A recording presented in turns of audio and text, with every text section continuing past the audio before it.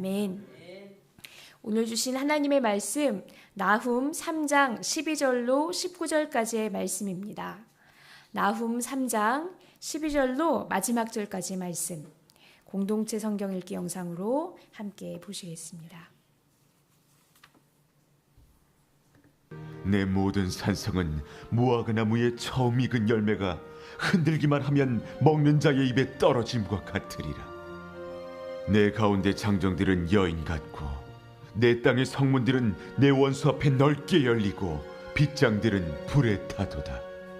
너는 물을 길어 에워싸일 것을 대비하며 너의 산성들을 견고하게 하며 진흙에 들어가서 흙을 밟아 벽돌 가마를 수리하라.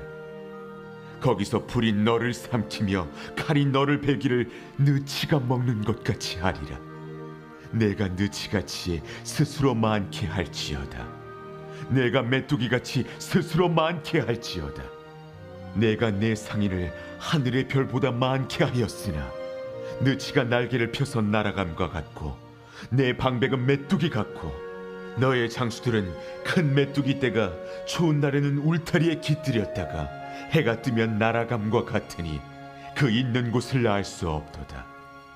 아수르 왕이여, 내 목자가 차고 내 귀족은 누워 쉬며 내 백성은 산들에 흩어지나 그들을 모을 사람이 없도다.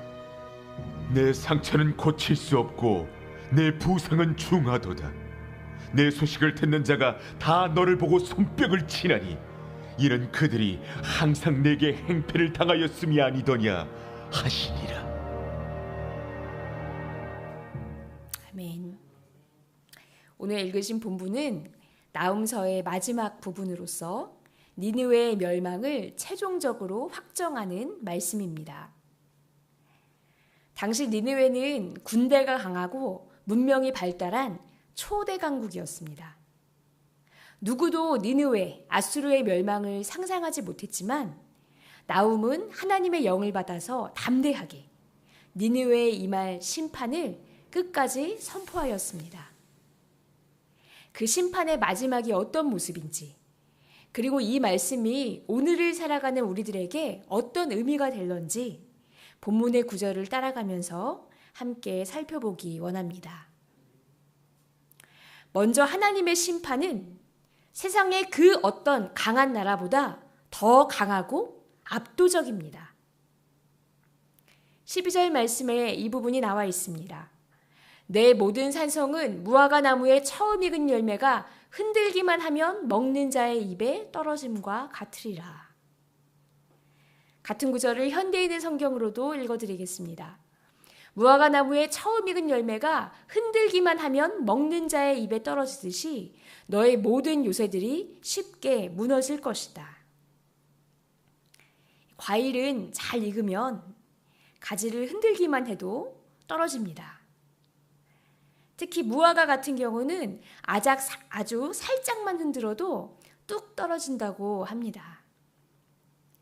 그런데 이 잘 익은 무화과 나무가 살짝 흔들리는 것만으로도 열매가 떨어져서 입안에 쏙 들어가는 것처럼 니느웨 성이 바로 그렇게 무너질 것이라고 예언하였습니다. 대단한 공격을 받은 것이 아니더라도 나무를 흔드는 것 같은 작은 터치일 뿐이라도 와르르 무너진다는 것입니다. 우리는 이러한 경우를 성경에서 이미 읽어 잘 알고 있습니다. 바로 여리고성의 함락입니다. 여리고성은 이중성벽으로 지어진 아주 견고하고 큰 성읍이었습니다. 그 대단한 성을 무너뜨리기 위해서 하나님께서 백성들에게 시키신 일은 고작 성 주위를 돌고 나팔을 불며 소리를 지르는 것이었습니다. 그런데 이러한 작은 사소한 행위만으로도 그 큰 성이 속절없이 무너졌는데 니느웨 성이 바로 이렇게 무너진다는 것입니다. 또 13절 말씀에 보시면 내 가운데 장정들은 여인 같고 내 땅의 성문들은 내 원수 앞에 넓게 열리고 빗장들은 불에 타도다 했습니다. 내 가운데 장정들, 바로 니느웨의 군인들을 말합니다. 그런데 그 군인들이 여인 같다, 하나님의 심판 앞에서 여인 같다라고 했습니다. 고대 사회의 군인들은 모두 다 남성들이고 그 중에서도 가장 강한 남성들입니다. 그런데 하나님의 심판이 얼마나 파워풀하고 압도적인지 초대 강국 아수르의 군인들도 그 앞에서는 연약한 여인과 같이 된다는 것입니다. 아무 힘도 쓰지 못하게 될 것이다. 또 걸려있던 빗장들이 불에 타서 굳게 잠겨있던 성문들이 너무나 쉽게 활짝 넓게 열리게 됩니다. 이처럼 세상에서 가장 강한 아수르, 그 아수르의 수도 니느웨라 하더라도 하나님은 그것을 넘어서는 힘과 능력을 가지셨기에 하나님의 심판 앞에서는 그가 자랑하던 것이 아무 소용없게 되어버립니다. 니느웨가 아무리 철저히 준비하고 대비한다 해도 결과는 달라지지 않습니다. 14절 말씀입니다. 너는 물을 기워 에워싸일 것을 대비하며 너의 산성들을 견고하게 하며 진흙에 들어가서 흙을 밟아 벽돌 가마를 수리하라. 여기서 물을 기르라는 것은 포위 공격을 대비하라는 뜻입니다. 고대 전쟁에서는 흔히 공성전을 펼칠 때 성으로 유입되는 물길을 차단하였습니다. 물이 없으면 성 안에 있는 사람이 생존하기가 어렵습니다. 그래서 성 안으로 들어가는 물길을 끊으면 전력이 약화되고 성 안에 있던 사람들은 더 버티지 못하고 항복할 수밖에 없습니다. 그런데 나훔 선지자는 니느웨를 향해서 성이 포위될 것을 대비하여 물을 길어다 놓으라 하고 말하고 있습니다. 또 14절 후반부 말씀에 벽돌 가마를 수리하라 라고 되어 있는데 이 부분을 세번역 성경으로 보시면 벽돌을 찍어내라 라고 번역되어 있습니다. 즉 니느웨에게 벽돌을 새로 찍어내서 산성을 견고하게 보수하고 탄탄하게 준비해라 하는 것입니다. 그렇다면 왜 하나님께서는 나훔 선지자를 통해서 이렇게 준비하라는 말씀을 하셨을까요? 이렇게 철저히 준비하고 대비하면 심판을 이길 수 있기 때문일까요? 그렇지 않습니다. 오히려 그 정반대이기 때문입니다. 사람이 아무리 철저히 준비하고 대비하여도 하나님의 심판을 절대로 견뎌낼 수 없습니다. 그래서 한번 준비하려면 준비해보아라. 대비할 테면 대비해보아라. 그래봤자 너의 산성은 무화과 나무가 한 번의 터치로 열매를 툭 떨어뜨리는 것처럼 될 것이라고 전곡을 찔러서 말씀하고 계십니다. 이어지는 15절에서 말씀도 같은 결의 말씀입니다. 우리 15절 말씀 제가 읽을 때 저와 같이 읽어주시면 감사하겠습니다. 거기서 불이 너를 삼키며 칼이 너를 베기를 느치가 먹는 것 같이 하리라. 내가 느치같이 스스로 많게 할지어다. 내가 메뚜기같이 스스로 많게 할지어다. 여기서 느치는 어린 메뚜기, 털이 없는 메뚜기의 종류를 뜻합니다.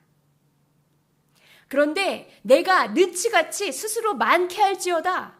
메뚜기같이 많게 할지어다 라고 말씀하셨습니다. 메뚜기는 그 한 마리로만 보면 참 작은 곤충이지만 성경에 보면 때로 모였을 때 가공할 만한 위력을 발휘한 것을 우리가 압니다. 고대 근동 사회에서 메뚜기 떼, 느치 떼들이 하늘을 까맣게 뒤덮을 정도로 날아오는 일들이 많았습니다. 그러면 그 메뚜기 떼가 농작물을 하나도 남김없이 다 먹어치워서 이것이 바로 재앙이 되었습니다. 하나님이 애굽에 내리신 10가지 재앙 중에 하나도 바로 이러한 메뚜기 재앙이었죠. 그런데 주님께서 니느웨에게 너희는 느치같이 스스로 그 수를 많이 한번 늘려보아라. 전력을 최대치로 끌어올려 보아라 하십니다. 왜 이런 말씀을 주실까요? 같은 구절을 세번역 성경으로 보시면 앞구절 말씀이 잘 이해가 됩니다. 느치가 풀을 먹어 치우듯이 거기에서 불이 너를 삼킬 것이고 칼이 너를 벨 것이다. 느치처럼 불어나 보려무나 메뚜기처럼 불어나 보려무나. 한껏 너희가 술을 불려봤자 느치가 먹어치우는 풀처럼 순식간에 삼켜질 것이다. 그러니 해볼 테면 한번 해보아라. 16절과 17절에도 메뚜기 이야기가 계속 나옵니다. 16절 말씀입니다. 내가 상인들을 하늘의 별보다 더 많게 하였으나 느치가 땅을 황폐하게 하고 날아가듯이 그들이 날아가고 말 것이다. 니느웨에는 상인들이 아주 많았습니다. 교통의 요지였기 때문에 무역이 활발했고요. 그래서 상인들도 많이 몰려들여서 하늘의 별처럼 많았고 또 돈도 잘 버는 도시였습니다. 그런데 하나님의 심판이 임하면 그 많던 상인들이 느치가 날개를 펴서 일순간에 날아가 버리는 것처럼 다 사라져 버릴 것이다. 또 17절 말씀. 너희 수비대가 메뚜기떼처럼 많고 너희 관리들이 느치처럼 많아도 추울 때는 울타리에 붙어 있다가 해가 떠오르면 날아가고 마는 메뚜기떼처럼 어디론가 멀리 날아가고 말 것이다. 내가 자랑하는 그 많은 수비대와 관리들도 흔적도 없이 사라지게 될 것이다. 너는 네가 가진 것을 자랑하지 말라. 하나님의 심판은 그보다 크다. 말씀하십니다. 그래서 마지막 결론 19절 말씀입니다. 내 상처는 고칠 수 없고 내 부상은 중하도다. 내 소식을 듣는 자가 다 너를 보고 손뼉을 치나니 이는 그들이 항상 내게 행패를 당하였음이 아니더냐 하시니라. 니느웨가 당하는 상처는 고칠 수가 없고 회복이 불가능한 상처입니다. 그래서 니느웨가 이 심판을 당한 것을 보고 니느웨에게 행패를 당했던 백성들, 남유다 백성들이 보고 손뼉을 치며 통쾌해하는 일들이 일어납니다. 이것이 바로 악인이 당할 마지막 결론입니다. 오늘 나훔서의 말씀을 통해서 우리가 확실히 기억하게 되는 것이 있습니다. 바로 하나님은 악을 절대로 묵인하지 않으시는 분이라는 것입니다. 때때로 세상에서 악인들이 승승장구하는 것을 볼 때 우리는 불공평하다는 생각이 듭니다. 그러나 성경이 알려주시는 것은 하나님은 절대로 악을 가만두고 보는 분이 아니시라는 것입니다. 절대로 악을 용납하시지 않습니다. 니느웨처럼 아무리 강하고 잘나도 그 수와 세력과 재물이 많아서 세상에서는 벌을 받지 않고 요리조리 피해간다 할지라도 하나님의 심판은 절대 피할 수 없습니다. 하나님의 심판은 그들의 힘보다 더 강력하고 압도적이시고 반드시 이루어지는 것이기에 악인의 결론은 정해져 있다는 것입니다. 그러므로 니느웨에게 시달렸던 유다 백성처럼 니느웨 때문에 피눈물을 흘렸던 남유다 백성들이 마지막에는 박수를 치며 기뻐했던 것처럼 우리도 악인들에게 시달리며 고통받더라도 말씀을 따라 소망을 가질 수 있습니다. 나의 억울함이 통쾌하게 풀릴 날이 반드시 온다. 이 원수를 하나님이 갚아주시니 정의를 이루어주시니 우리는 손뼉치며 기뻐할 수 있습니다. 그날은 반드시 올 것이기에 지금의 분노, 무력감에서부터 자유하여서 평안한 마음으로 내 삶을 살아갈 수 있는 은혜, 이것이 바로 나훔서가 우리에게 주시는 은혜입니다. 이것이 바로 남유다 백성들의 관점에서 우리에게 주시는 은혜인데요. 한 가지 더, 니느웨 사람들의 관점에서 우리가 엄중히 생각해야 할 메시지가 더 있습니다. 바로 나는 혹시 어떤 사람들에 한해서는 니느웨 사람들처럼 행하지는 않았는가 하는 것입니다. 니느웨에게 고통받았던 남유다 백성들은 나홈서 말씀으로 큰 위로를 받았습니다. 그런데 그렇다고 해서 남유다 백성들이 하나님의 심판을 면제받았을까요? 그렇지 않음을 우리가 성경에서 읽습니다. 하나님의 택함을 받은 선민이었지만 니느웨와의 관계에서는 압제당했던 약자였지만 하나님 앞에서는 우상 숭배하고 약자를 무시하며 마음대로 사는 모습이 있었기에 남유다 역시 하나님께 경고를 받고 심판을 받았습니다. 간절히 바라기는 우리가 남유다의 전철을 밟지 않았으면 좋겠습니다. 왜 그 사람 벌을 받지 않는가? 왜 하나님은 그 사람 잘 나가게 내버려 두시는가? 다른 사람을 연연해가며 판단하기보다는 하나님의 공의를 의심하기보다는 그 시간에 하나님 앞에서 우리의 모습을 겸손히 돌아봐야 하겠습니다. 그래서 하나님 보시기에 바르게, 이쁘게 살아가는 우리 모두가 되었으면 좋겠습니다. 주님이 우리를 의인으로 불러주셨습니다. 의로워서가 아니라 주님을 믿는 그 믿음 하나로 의롭다 칭해주시는 은혜를 받았는데 이제는 그렇게 칭함을 받을 뿐만이 아니라 우리의 삶도 우리를 불러주시는 그 이름을 닮아가는 의로운 삶이 되기를 원합니다. 그렇게 아름답고 귀한 진정한 의인이 되는 저와 여러분의 성화된 삶이 되기를 주님의 이름으로 축원합니다. 다 같이 기도하시겠습니다. 하나님, 우리가 우리 생각대로 자의대로 하나님을 생각하고 오해하는 것이 아니라 성경의 말씀을 통하여 하나님을 알게 하시고 붙들게 하여 주시니 감사합니다. 하나님은 사랑의 하나님이신데 공의의 하나님이시기도 합니다. 하나님은 심판하시는 하나님이십니다.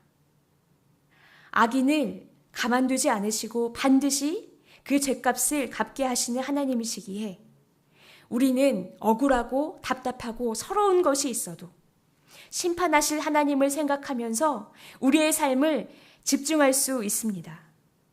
하나님, 이것에 대하여서 감사드립니다. 하나님, 그리고 우리가 하나님 앞에서 우리 역시 하나님의 심판대 앞에 서는 것을 기억하기를 원합니다. 예수 이름에 그 공로를 붙들면서 날마다 보혈로 우리 죄 씻음을 받기를 원하고 우리가 한시라도 어떤 사람들에게 니느웨 사람들처럼 행하지 아니하도록 하나님을 닮은 의롭고 아름다운 삶을 살아갈 수 있도록 말씀을 통해 우리 자신을 돌아보며 늘 믿음으로 살아갈 수 있도록 도와주시옵소서. 예수님의 이름으로 기도합니다. 아멘.